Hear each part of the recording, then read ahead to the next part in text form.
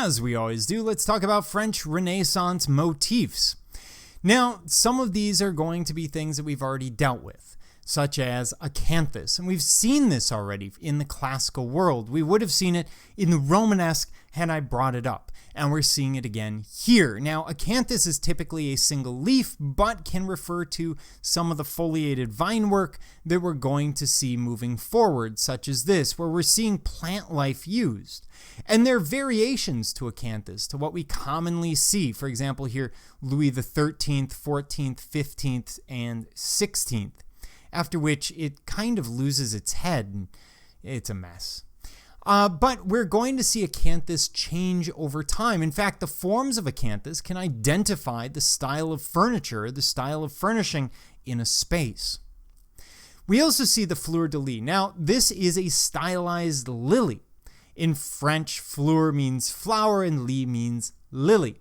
That is used as a decorative design, and specifically it's used as a symbol of France. Whenever you see it, you're usually looking at something that is trying to identify itself as French. It's a sort of form of visual nationalism. And we see it commonly in churches and government buildings, as we see here with some strap work, which I'll talk about later. Here we see a painting of Marie de Medici in a dress with the fleur-de-lis. The gold fleur-de-lis on blue background always refers to France. If you see gold castles on a red background, that refers to the royal family. They're two separate symbols.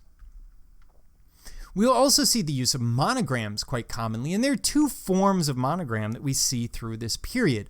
One is symbolic. For example, Francis I uses the salamander as his symbol, as his monogram, and so anytime you see it, it means Francis I. The Barberini popes will use bees as their monogram or their symbol.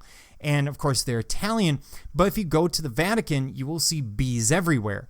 Sometimes C's, but mostly bees. And those all refer to the Barberini. On the other hand, people such as Catherine de Medici will use letter-based monograms. So here, this is the symbol for Catherine, the two C's interlocked. So everyone has their own specific monogram.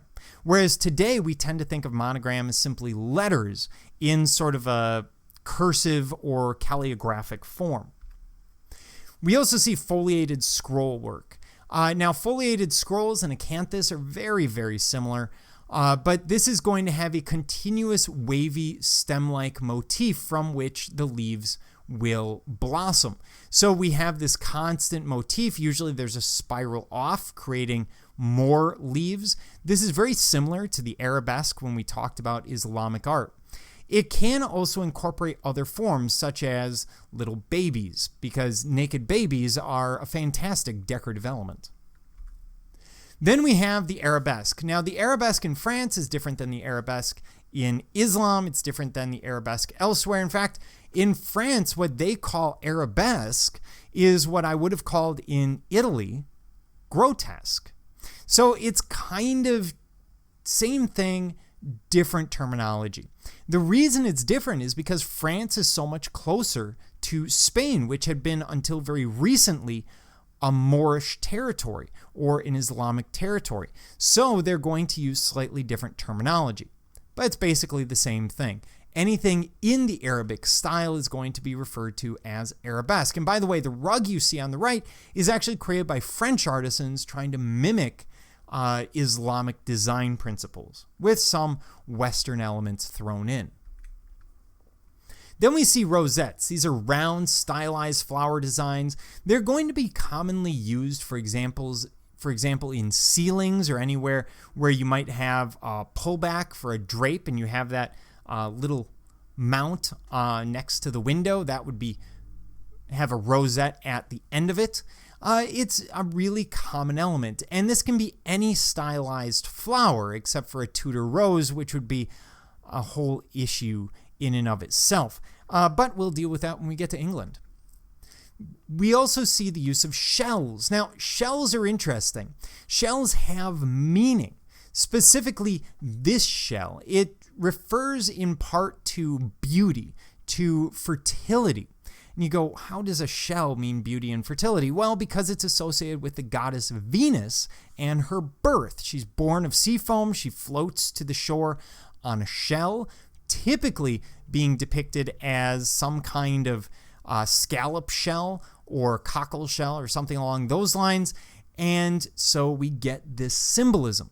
The shells are going to be something that is royal, that is opulent, that gets at those ideas of beauty, of living an aesthetic life, or sorry, not an aesthetic life. Yes, an aesthetic life. I'm mixing up my terms here. A beautiful life. Then we see the banderole, and this is a ribbon-shaped scroll bearing an inscription. We often see this at this time in the hands of angels. It would have some saying from scripture, but we also see it used as a decorative element. It could be carved into stone, it could be painted, it turns up in a lot of different forms. We also see strap work, which should be rather interesting because it does at times, as we see on the right, play off of some of the Celtic knotwork that we've dealt with in the past. And basically, it's a stylized representation of ribbon-like forms meant to imitate leather, parchment, or metal. And here, when we look at, for example, this plasterwork on the left, it's meant to look as if it's sort of a thick leather rather than plaster. And they're getting that by using very fine detail, drilling out the holes, creating something with a very high relief, which you wouldn't generally expect from this kind of plaster work. This is highly detailed work and the sort of thing that you only see in French upper-class chateaus. We also see the use of the half figure.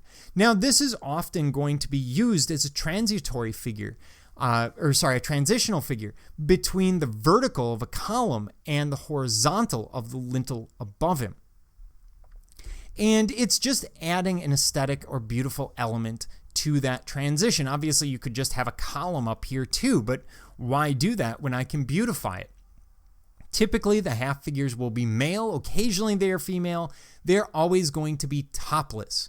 And usually, it's an older figure, sort of godlike figure with the long beard, etc. But it can have different meanings depending on the context in which you find it. And then we have caryatids. Now, this is something that you would have seen in ancient Greece as well. And this is a sculpted female figure serving as an architectural support. Basically, it's a sculpture of a woman being used as a column. And the idea here is that the artist has to wrestle with this idea of the female as graceful, gentle, dainty, I guess would be the right term here, and then reconcile that with the fact that she's functioning as a column. Now, they're getting this idea from the ancient Greeks. The Erechtheion on the Acropolis specifically had the classical caryatids on it. And so they use these long robes, which of course are not in fashion at this time in France, to hide the fact that they're taking all of this weight from up above and transitioning it down to the ground through her body. You also tend to see thicker necks. Now, the caryatids are also sometimes symbolic of slavery, this idea of woman as slave to man. But that's sort of a broad symbolism, and it's arguably one of the reasons we don't really see the use of caryatids today, because of those associations that go back to ancient Greece.